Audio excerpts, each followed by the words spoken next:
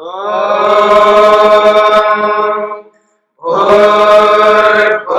स्वः तत्सवितुर्वरेण्यं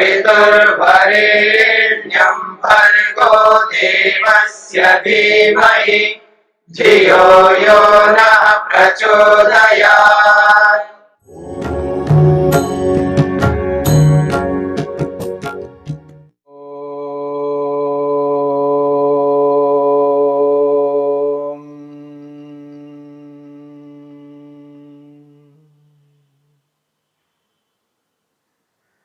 साधन पाद के 18वें सूत्र को लेकर के हम विचार कर रहे हैं। महर्षि पतंजलि ने इस सूत्र में दृश्य के स्वरूप को स्पष्ट किया है।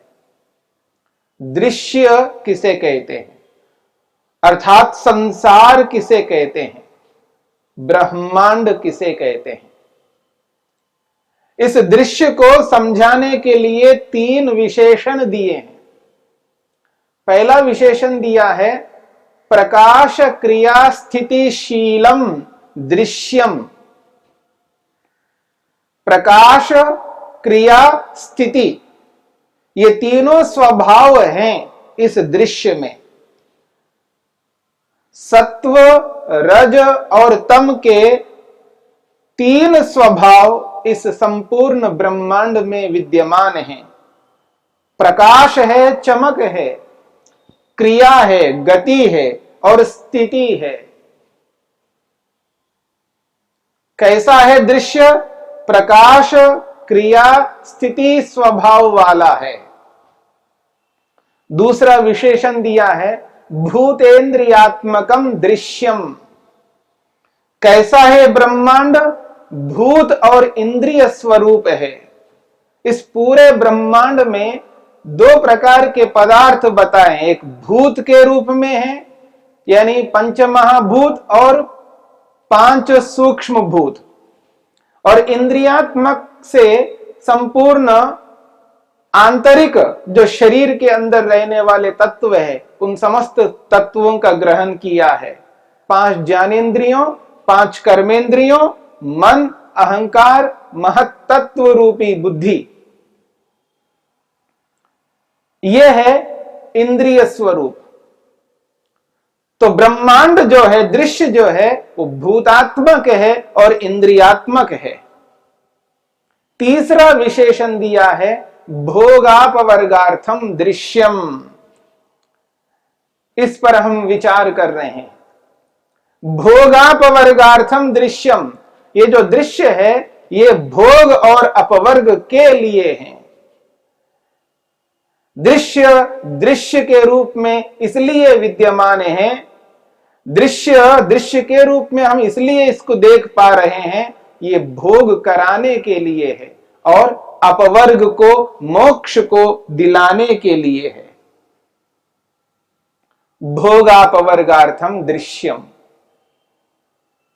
महर्षि वेदव्यास ने भोग को भोग क्यों कहते हैं और अपवर्ग को अपवर्ग क्यों कहते हैं, इन दोनों की परिभाषाएं की।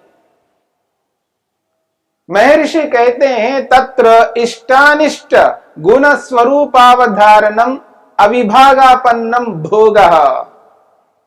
भोग की परिभाषा करते हुए स्पष्ट करते हैं इष्ट अनिष्ट गुण स्वरूप अवधारणम अविभागापन्नम। एक है इष्ट यानी सुख और दूसरा है अनिष्ट यानी दुख। ये दोनों गुणों का स्वभाव है, सत्व रज तम का स्वभाव है।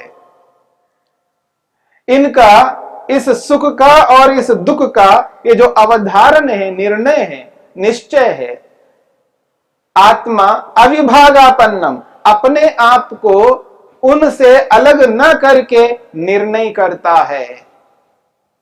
अर्थात रूप, रस, गंध, स्पर्श, शब्द, इनका ज्ञान जब हो रहा होता है तो आत्मा अपने आप को उनसे अलग न करके निश्चय करता है। यानी जड़ और चेतन को अलग न करके जब वो निर्धारण करता है, निर्णय करता है, सुख या दुख लेता है, तो समझ लेना भोग, इसी का नाम भोग है। समाधि पाद में इसी बात को लेकर के चौथे सूत्र में स्पष्ट किया था, वृत्ति सारूप्यम इतरत्र। वृत्ति सारूप्यम इतरत्र, उसमें यही बात कही गई है। आत्मा और मन को अलग नहीं देख पाता है। रूप रस गंध स्पर्श शब्द को और आत्मा को अलग नहीं देख पाता है। जिस प्रकार से दर्पण के सामने, मिरर के सामने खड़ा होकर के व्यक्ति शरीर को और आत्मा को अलग नहीं मान पाता है। मैं ऐसा हूं, अर्थात शरीर ऐसा है, मेरा शरीर ऐसा है, मैं ऐसा नहीं हूं, इस अनुभूति को न रखता हुआ एक ही प्रकार का अनुभव रखता है। इसलिए वहां कहा है एकमेव दर्शनम ख्यातिरेव दर्शनम। ये जो अनुभूति है इसी का नाम है भोग, भोग है। आत्मा को और शरीर को अलग न मानने की जो अनुभूति है इसी को तो भोग कहते हैं। फिर अपवर्ग किसे कहते हैं? तो महर्षि ने कहा है भोक्तुः स्वरूप अवधारणम अपवर्गः इति।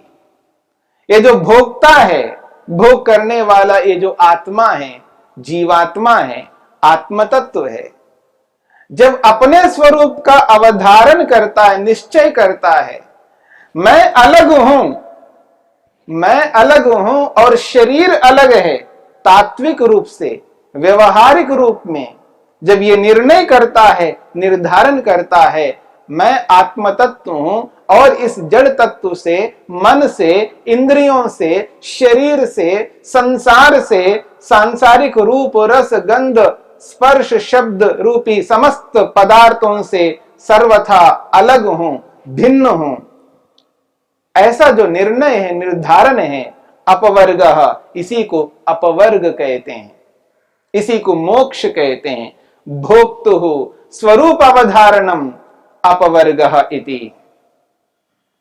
महर्षि वेदव्यास ने स्पष्ट शब्दों में कहा है द्वयोरन्यत् दर्शनम नास्ति, द्वयोरतिरिक्तम दर्शनम नास्ति, द्वयो अतिरिक्तम दर्शनम नास्ति। इन दोनों अनुभूतियों से अलग और कोई तीसरी अनुभूति नहीं है। दो ही प्रकार की अनुभूति हुआ करती है, या तो भोग की अनुभूति या अपवर्ग की अनुभूति। इन दोनों अनुभूतियों से पृथक कोई तीसरी, चौथी, पांचवी और कोई अनुभूति नहीं हुआ करती है। द्वयोर अतिरिक्तम अन्य दर्शनम नास्ति। इन दो दर्शनों से पृथक और कोई तीसरा दर्शन नहीं है, या तो भोग की उपलब्धि या अपवर्ग की उपलब्धि। भोग की अनुभूति या अपवर्ग की अनुभूति आत्मा करता है। महर्षि वेदव्यास ने किसी अन्य ऋषि का उद्धरण देते हुए कहते हैं तथा चोक्तम, ऐसा ही किसी ऋषि ने कहा है। तथा चोक्तम, ऐसा ही कहा है इस बारे में, भोग और अपवर्ग को लेकर के। क्या कहा है? यह तो खलु त्रिषु गुणेषु कर्तरीषु अकर्तरी पुरुषे तुल्य अतुल्य जातीये चतुर्थे तत्क्रिया साक्षिणी उपनीयमानान सर्वभावान उपपन्नान अनुपश्यन न दर्शनम अन्यत् शंकते इति। महर्षि वेदव्यास स्पष्ट करते हैं, किसी दूसरे ऋषि का उद्धरण देते हुए कहते हैं यह खलु, जो आत्मा, ऐसा आत्मा जो अविद्या से ग्रस्त है, मोह से ग्रस्त है, राग द्वेष से ग्रस्त है, अभिनिवेश से ग्रस्त है।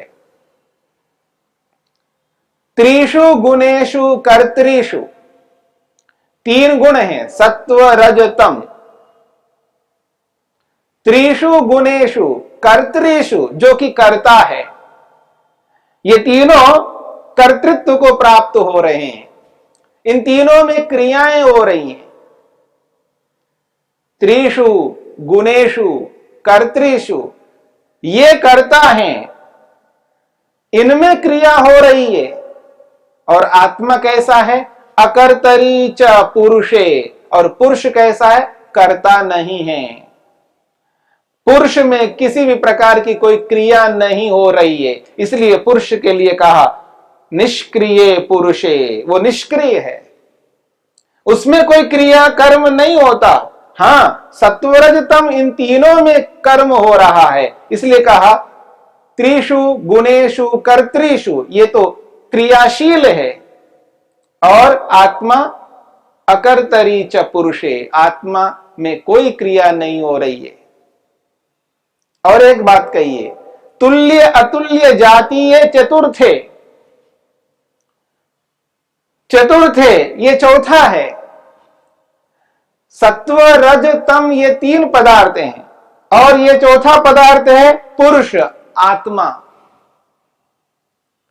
और यह आत्मा तुल्य जाति वाला भी है और अतुल्य जाति वाला भी है, अर्थात सत्व रज तम के अनुरूप भी है और सत्व रज तम के विपरीत भी है।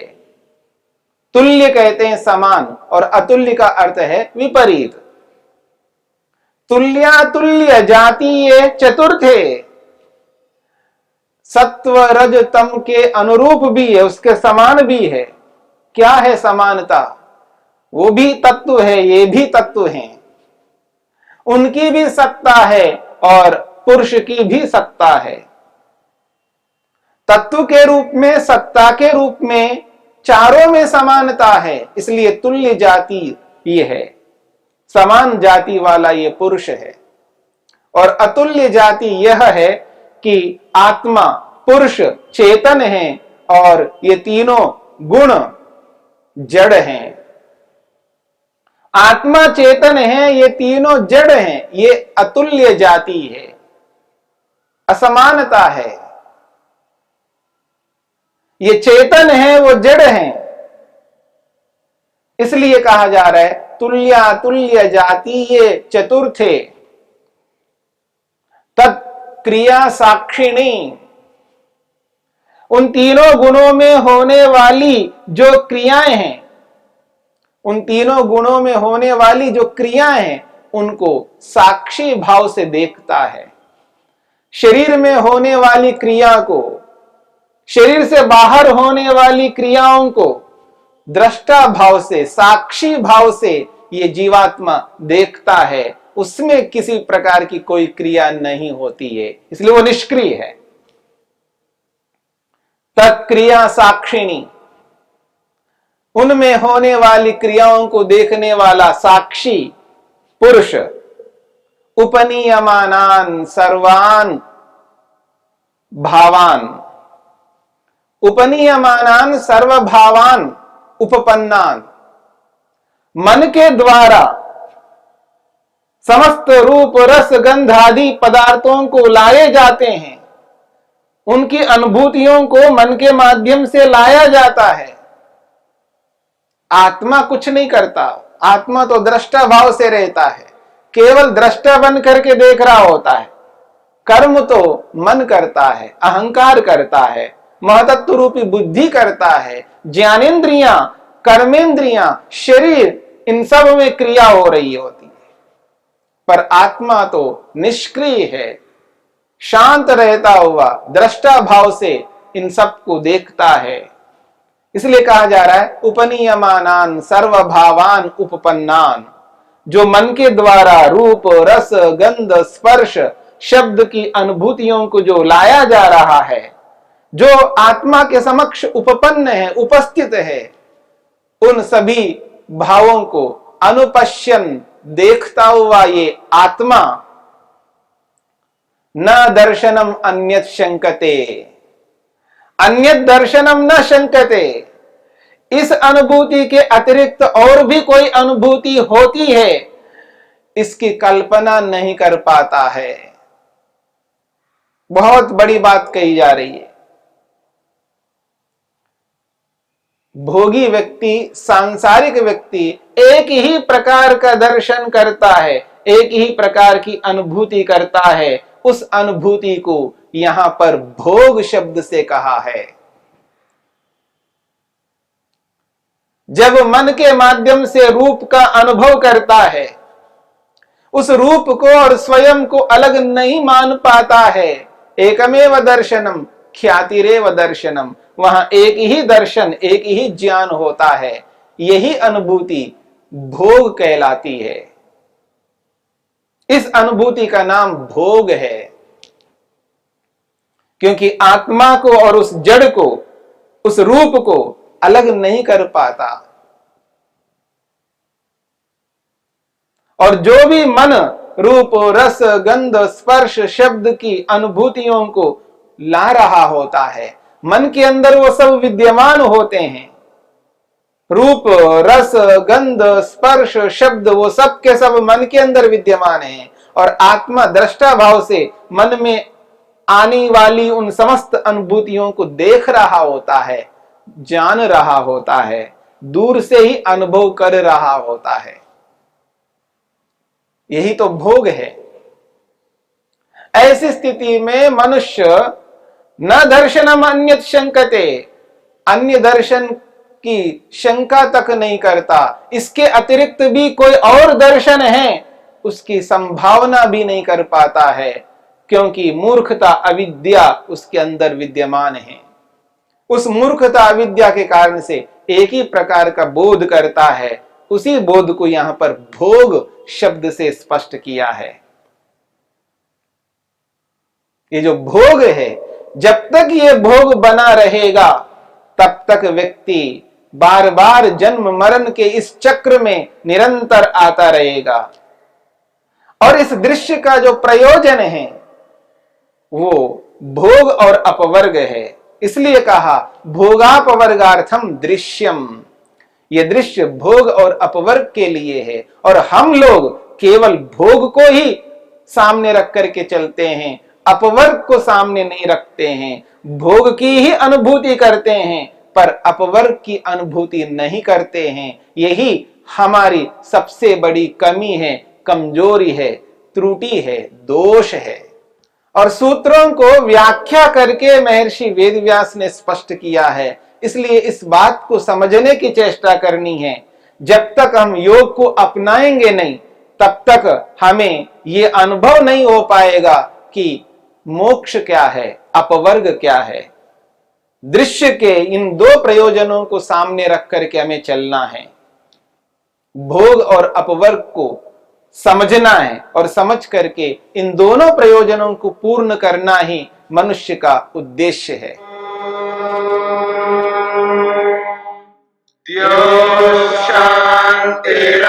शांतिरंतरिक्षं शांति पृथिवी शांतिरापः शांतिरोषधयः शांति वनस्पतयः शांतिर्विश्वे देवाः शांतिर्ब्रह्म शांति सर्वं शांति शांतिरेव शांति क्षमा शांतिरेधि। ओम शांति शांति शांति।